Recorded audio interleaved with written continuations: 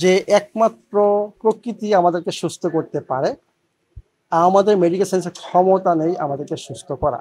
এইটা আমি প্রমাণ করেছি আমার ক্লিনিকে পাতায়া, থাইল্যান্ড। আমি 13 বছর যাবৎ এই প্র্যাকটিস করে আসছি। ঔষধ ছাড়া মানুষ কিভাবে সুস্থ থাকে, সুস্থ হতে পারে, এইটা আমি প্রমাণ করেছি। প্রমাণিত, সাইন্টিফিক্যালি প্রমাণিত। এবং এই বইটা হচ্ছে যে ঔষধ ছাড়া কিভাবে সুস্থ থাকা যায় এবং কিভাবে কি করলে আমি সুস্থ থাকবো, 8টা গোপন সূত্র এই বইতে লেখা আছে।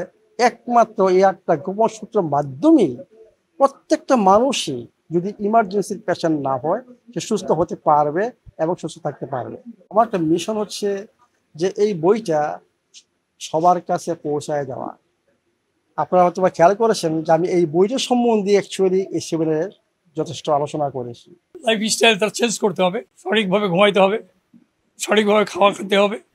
স্যার যে কথাগুলি বললেন ওই কথাগুলো যে আমরা পরিপূর্ণ না মানি, যদি 70% কেন 45% যদি মানি, তাও আমরা অনেক সুস্থ থাকবো।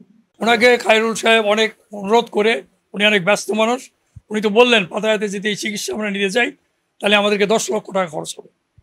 এই চিকিৎসা আমরা হাতের নাগালে পাচ্ছি ওনার বদন্যতায়, ওনার যে আমাদের প্রতি যে ভালোবাসা, সেই ভালোবাসার বই প্রকাশের জন্য এবং খায়রুল সাহেবের অত্যন্ত আন্তরিকতার প্রচেষ্টার কারণে, যেহেতু উনি এই ধরনের সেবামূলক কাজে অনেক করে থাকেন এবং এটাও একটা এই স্বপ্নদ্বীপ রিসোর্টের একটা এরকম একটা ধারাবাহিক কাজেরই অংশ হিসাবে। আমি ঈশ্বরদীর মানুষ যাতে সুস্থ থাকে, যদি ঈশ্বরদীর মানুষ সুস্থ না থাকে তাহলে আমি রিসোর্ট কাদের নিয়ে চালাবো?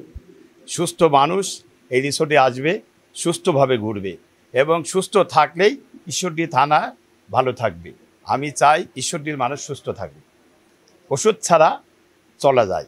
আমি নিজে ওষুধ খাই না, আমি ন্যাচারাল বাংলাদেশের খাবার খাই, এজন্য আমি সুস্থ আছি আলহামদুলিল্লাহ। আল্লাহ আমার কোনো রোগ নাই। ওনার ইউটিউবে ওনার নাম শুনছি আর কি, আজকে ওনার সরজমিনে দেখতে পেয়ে আমি খুব খুশি আনন্দিত। এই স্বপ্নদ্বীপের পক্ষ থেকে আমি তাকে ধন্যবাদ জানাই। আমি যেহেতু ওনার সাথে একটা বসে আলোচনা করছি আর কি, আমার বয়স অনেক 70 পার হতে যাচ্ছে, তো ওনার সাথে আমি 46 বছর যে খানা করি আর কি, বাংলাদেশি খাবার খাই, সেই দৃষ্টিতে ওনার যে আজকের বক্তব্য তার সঙ্গে ওনার মিল আছে, সেখানে আমি ওনাকে থ্যাংক জানাচ্ছি।